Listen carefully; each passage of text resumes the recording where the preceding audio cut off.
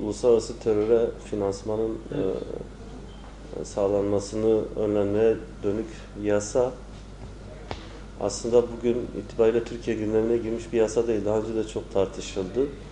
Yasanın dayanağı Türkiye'nin 1991'de tarafı olduğu bir Uluslararası Birleşmiş Milletler Sözleşmesi'ne dayanıyor. Sözleşmeyi incelediğinizde ve gerekse de bize yansıyan haliyle, yani yasal halini incelediğinizde burada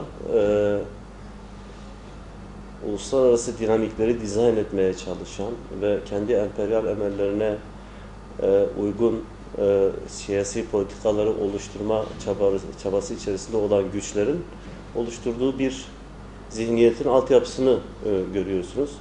Özellikle terör kavramı çok tartışmaya açık bir kavram.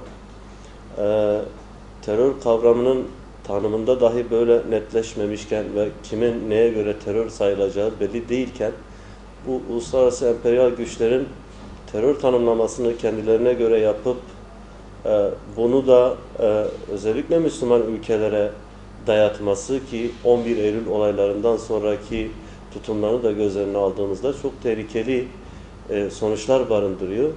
Bugün örneğin Rusya'nın Çeçenistan'da yaptığı nedir? Veya İsrail'in Filistin'de yaptığı nedir? Ya da Amerika'nın Afganistan'da ve Irak'ta yaptığı nedir? Bunlar mesela terör olarak algılanmıyorken çok meşru direnişler terör olarak algılanabiliyor.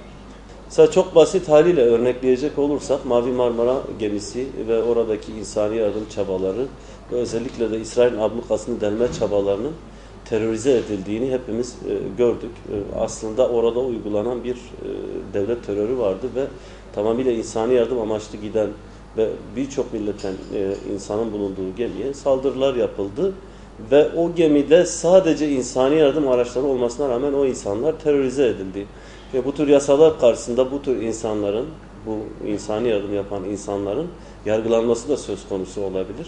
Kaldı ki hiçbir hukuksal, yargısal gerekçeye dayanmadan da mal varlığını dondurma yetkisi barındırıyor ki bu tamamıyla mülkiyet hakkına ve ekonomik haklara da aykırı bir durum, insan haklarına aykırı bir durum. Dolayısıyla ortada bu kadar muğlak ve keyfi kullanılabilen bir kavram varken buna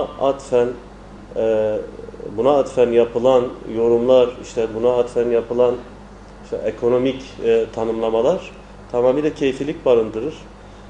Buradaki hedefin özellikle 11 Eylül'den sonra birçok çalışmalar yürüten sivil toplum kuruluşlarının ve insani yardım kuruluşlarının çok meşhur direnişler yapan güçlere yapılan yardımlarını, insani yardımlarını kesmek olduğu herkes tarafından, Türkiye kamuoyu tarafından da kabul edilmektedir.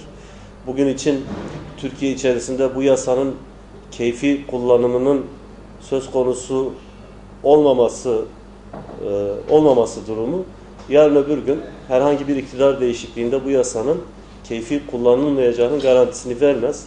Dolayısıyla biz bu yasayı uluslararası güçlerin, emperyal güçlerin biraz daha uluslararası toplumu dizayn etme çabası olarak görüyoruz ve şiddetle karşı çıkıyoruz.